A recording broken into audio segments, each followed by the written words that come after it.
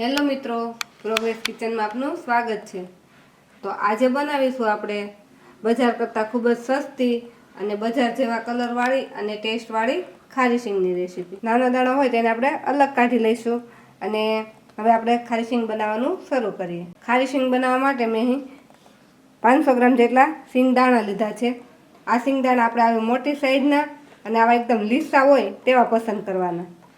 અને આમાં જો નાના દાણા હોય તો તે આપણે અલગ કાઢી લેવાના, કેમ કે નાના દાણા હોય તે ઝડપથી શેકાઈ જાય છે। તો હવે આ સિંગના દાણાને થોડીક વાર માટે આપણે બાફવાના છે। તો તેના માટે મેં અહીં એક કઢાઈ લઈ લીધી છે। આ કઢાઈમાં આપણે 1 લીટર જેટલું પાણી નાખી દઈશું। આ પાણીને આપણે 2 થી 3 મિનિટ માટે પહેલાં ગરમ થવા દઈશું। આપણું આ પાણી ગરમ થાય અને તેમાંથી થોડા થોડા ધુવાડા નીકળવા માંડે એટલે આપણે એમાં આ સિંગના દાણા નાખી દઈશું। આ સિંગદાણાને આપણે ફક્ત 5 જ મિનિટ માટે બાફવાના છે। આ સિંગદાણાને આપણે જો વધારે બાફીશું તો તે એકદમ સોફ્ટ થઈ જશે અને આપણે જ્યારે સિંગ શેકશું ત્યારે તે ઝડપથી શેકાશે નહીં, અંદરથી પહોંચી રહેશે। એટલે આપણે ઘડિયાળમાં જોઈને 5 જ મિનિટ આ સિંગદાણાને આ રીતે બાફી લેવાના છે। તો આપણે આ રીતે સિંગદાણાને બફાઈ રહ્યા છે। જ્યારે આપણે આ રીતે પાણીમાં સિંગદાણાને બાફીએ ત્યારે આપણે એમાં મીઠું નથી નાખવાનું। તો સિંગદાણા પલળતા આ રીતે સિંગદાણાનો જે છાલનો લાલ કલર હોય તે બધો આમાં નીકળી ગયો છે।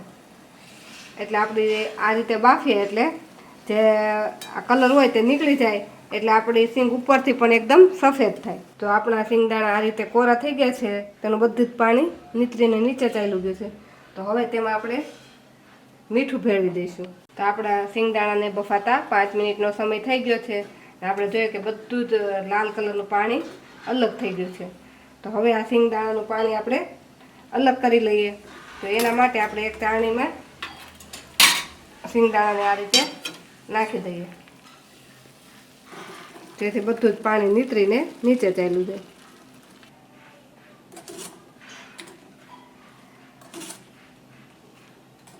તો આપણે સિંગદાણામાં મીઠું ભેળવી લીધું છે। હવે આપણે સિંગને શેકવા માટે એક કઢાઈમાં આપણે જેટલી સિંગ લીધી હોય તેટલું મીઠું લઈશું।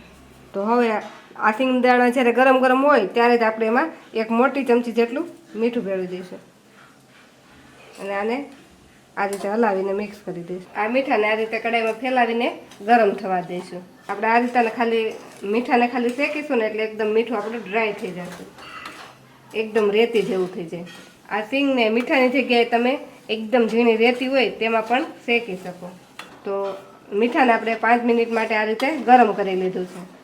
તો આપણું મીઠું એકદમ સરસ ગરમ થઈ ગયું છે અને હાથથી આ રીતે જોઈએ તો આપણે થોડુંક અહીંયા ઉપર ગરમ પણ લાગે છે।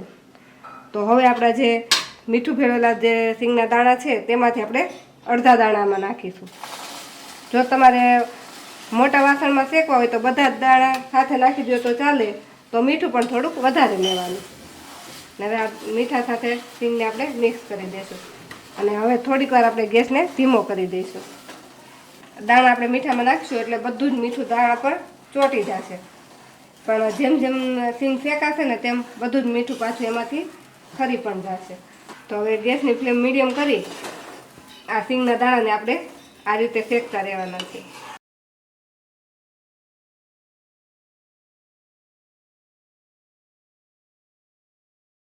2 થી 3 મિનિટ શેકતા જ જે સિંગના દાણા પર બધું મીઠું ચોંટી ગયું તે બધું જ અલગ થઈ ગયું અને જે આપણું મીઠું હતું તેનો કલર પણ આવી રીતે થોડોક ડાર્ક જેવો થઈ ગયો।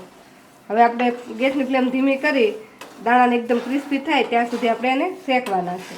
આ રીતે આપણે એને હલાવતા જ રહેવાના છે, એટલે આ જેમ જેમ સિંગના દાણા શેકાશે એમ અમુક દાણામાંથી ફૂટવા પણ માંડશે। 10 મિનિટ માટે આપણે ધીમા ગેસ પર આ સિંગને શેકતા આપણી સિંગ સરસ શેકાઈ ગઈ છે। તો આ સિંગ આપણી સરસ શેકાઈ ગઈ છે, એને ફોતરા અલગ થાય છે ને એ ચેક કરવા માટે આપણે 2 થી 3 દાણા એક ડીશમાં લઈ લેશું અને થોડાક ઠંડા થાય પછી આપણે એને ચેક કરીશું। તો આપણા સિંગદાણા થોડાક ઠંડા થઈ ગયા છે અને તેને આ રીતે કરીએ તો એમાંથી ફોતરી તરત અલગ થઈ જાય છે અને તે અંદરથી સરસ શેકાઈ પણ ગયા છે અને એકદમ અવાજ પણ ક્રિસ્પી આવે છે અને હાથેથી તોડીએ તો તે આ રીતે સરળતાથી તૂટી જાય છે અને એકદમ ક્રિસ્પી થઈ ગયા છે। હવે આપણે જે બાકીની સિંગ છે તેને પણ આ રીતે આપણે શેકી લઈશું। તો આપણે સિંગ શેકાઈને રેડી થઈ ગઈ છે। તો આ રીતે ધારાની મદદથી આપણે સિંગને મીઠામાંથી અલગ કરી લેશું. આ રીતે ઝારામાં લઈ અને આમ હલાવશું એટલે એમાંથી બધું મીઠું અલગ થઈ જશે. અને આ સિંગને આપણે એક ડીશમાં લઈ લઈશું. તો આપણી એકદમ સરસ એવી બધી જ ખારી સિંગ શેકાઈને રેડી થઈ ગઈ છે. તો હવે આને આપણે થોડીક વાર માટે ઠંડી થવા દઈશું. ઠંડી થયા પછી આપણે એને એક ટાઈટ કન્ટેનરમાં ભરી લેશું. જો તમને અમારો આજનો વિડીયો ગમ્યો હોય તો અમારા વિડીયોને લાઈક કરો અને પ્રોગ્રેસ કિચન ચેનલને સબસ્ક્રાઈબ કરો.